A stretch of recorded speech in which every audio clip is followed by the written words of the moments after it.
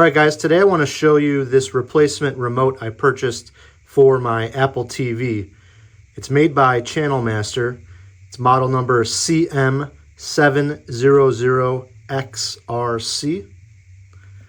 And I already own one of these, but I needed a second one for the bedroom, and I liked the living room one so much that I got another one. I wanted to show you. Now, this will only work for the Apple TVs generation 4, and now I believe it's the 4K.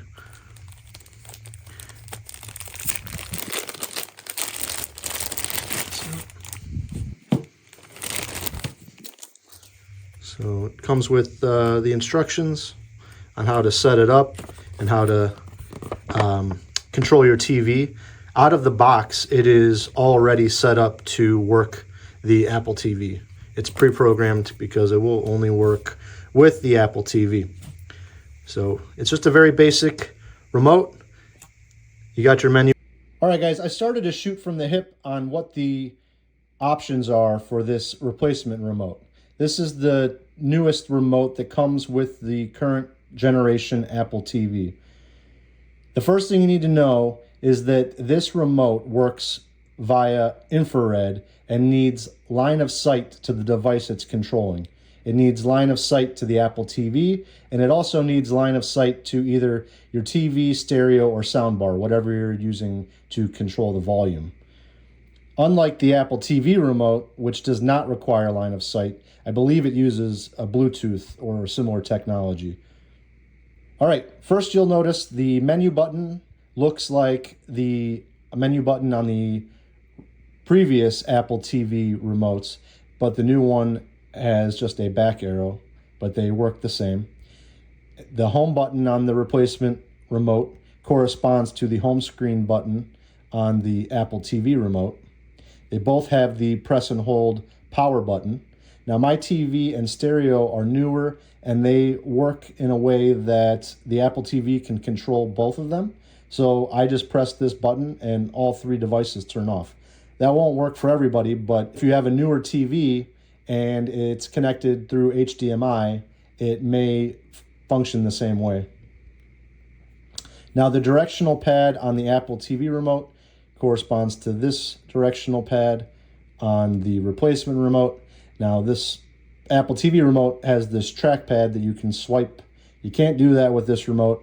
That's kind of the only thing that I miss sometimes when I'm trying to quickly scroll through a video on the TV. But I haven't missed it that much, and I always have this on standby if I need it. Now, coming down to the play pause button, both remotes have that. The mute button is right here on the replacement remote, and I love having the mute button in case something gets really loud unexpectedly and I don't want to wake anybody up. I can quickly hit mute. That didn't come on the last generation Apple TV remotes. And then the volume control on the Apple TV remote, you have that over here. Now, I want to reiterate that this volume button is programmed to your TV or your soundbar, and it's independent. You cannot change the settings on the Apple TV for this button. This is programmed like your run-of-the-mill universal remote. It has codes built into it so that it will connect to your device, but you cannot control what this button does with the Apple TV itself. So that's it for this remote. There's nothing else that you'll find over here that corresponds. So you'll notice that there's channel button up and down. I haven't found any apps that use this currently. Maybe it's something that Apple has built into their programming, but none of the apps have taken advantage of it yet. I'm not sure. I did try it out in YouTube, and if I press the up button, up channel, it changes the video, but I can't tell you for sure how it selects the next video that it picks.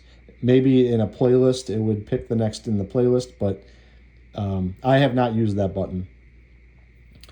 Down here you have what would traditionally be your fast forward and rewind buttons, but on this remote, I have not found any apps that use these two buttons.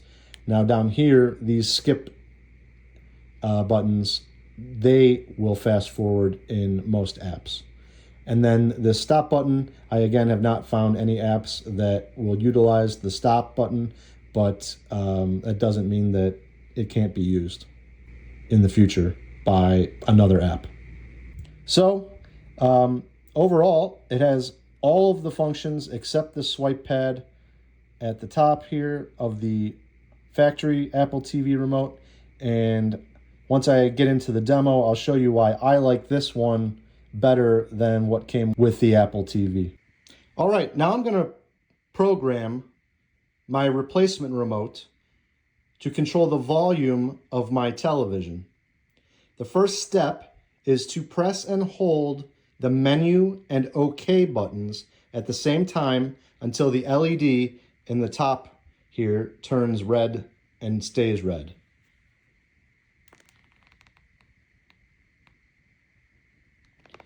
Okay, now that it's red, I'm going to press the up channel button until I see the volume change on my TV.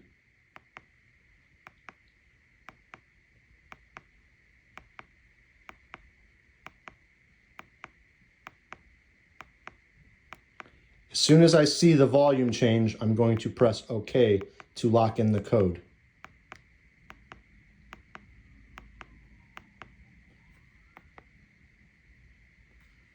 Now I'm going to test the volume buttons. Volume going up, volume going down. Now I want to show you the functionality of the Apple TV remote that came with the Apple TV in the YouTube app and show you why I wanted to replace it with an aftermarket remote. So when I watch YouTube videos, I like to fast forward through the video and not see the preview box that will pop up with this remote. So I'm going to press play on the video with the Apple TV remote. And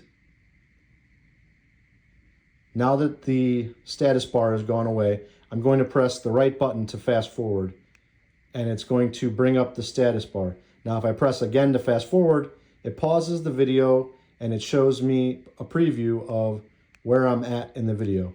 And I can keep pressing right until I think I'm where I want to be, and I can hit play. And that's okay for most people, but that's not how I like to fast forward. So I'm going to pause it, and I'm going to grab the replacement remote. Now I'm going to hit play, and wait for the bar. Okay, the bar's gone. Now if I press these up here, it's going to act just like the Apple TV remote. And it's going to go through this preview mode. I'm going to hit OK. And now it's playing again. But if you press these buttons down here, you'll see that I can just skip, skip, skip, skip, skip, and it just keeps skipping. And it doesn't bring up the status bar, and it just keeps playing. For me, that is much more convenient. Typically, some of the videos I watch, there's a lot of time lapse that I just want to get through, but I don't know exactly when it's going to end. And I find this fast forward mode much more convenient than the Apple TV remote version. Now, I said I was going to show you how the all-off power button works up here at the top. So what you could do to turn off everything is press and hold the home button, and it brings up this menu, and then you press down here till you get to the power off, and then you hit OK, and that works. Press home to get out of here. But if you just press and hold this button, my stereo TV and Apple TV will all turn off at the same time. You'll see the light here for the Apple TV and the light on the TV itself, and you'll hear the stereo click when I press and hold it. TV's off, stereo clicked off, and there goes the Apple TV. So the last thing I wanted to say about this is Apple must provide app developers a layout of all of the button functions that they can use in their apps, and then it's up to the app developer itself to correspond the actions in their app to the buttons on the remote. So you'll notice that one app won't work exactly the same as another app, even though they're both video apps and they have the same types of video controls. They might just act differently, and there's no rhyme or reason to it. And you just have to try it out and find which buttons work for you. I find it much more convenient than the stock Apple TV remote, and I will continue to use this over it. So I hope this helped you make a decision. Thanks for watching.